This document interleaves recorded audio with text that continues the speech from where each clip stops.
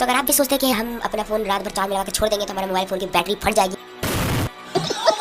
तो ये मैं बता दूं कुछ हद तक कि ठीक है। मतलब कि जैसे पुराने फ़ोन में बस ये संभव है, आज के फ़ोन में संभव नहीं है, क्योंकि आज के फ़ोन स्मार्ट अपने स्मार्ट होने की तरह अपनी बैटरी को भी स्मार्ट कर चुके हैं। जैसे ही वो अपना फुल चार्ज हो जाते हैं तो वो अपना डेटा कंज्यूम रोक देते हैं, यानी कि चार्ज होना बंद कर देते हैं। इससे क्या होगा कि आपकी बैटरी पर असर नहीं पड़ता है। तो बस नहीं था।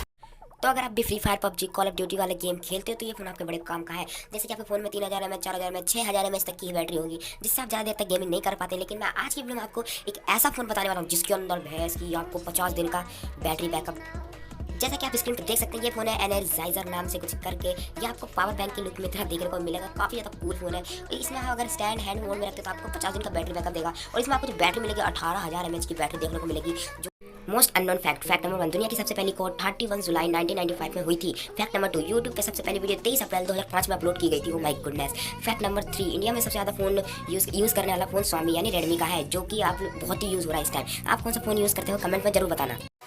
मोस्ट ऑसम फैक्ट नंबर 1, एक दिन में इंसान अपना फोन 8 घंटे से ज़्यादा यूज़ करता है। फैक्ट नंबर 2, एक दिन में लोग करीब 150 बार अपने फोन को यूज़ करते हो भाई साहब। फैक्ट नंबर 3, इंडिया में सबसे ज़्यादा यूज़ करने वाला सिम एयरटेल का है। वीडियो अगर अच्छी लगी तो लाइक जरूर कर देना।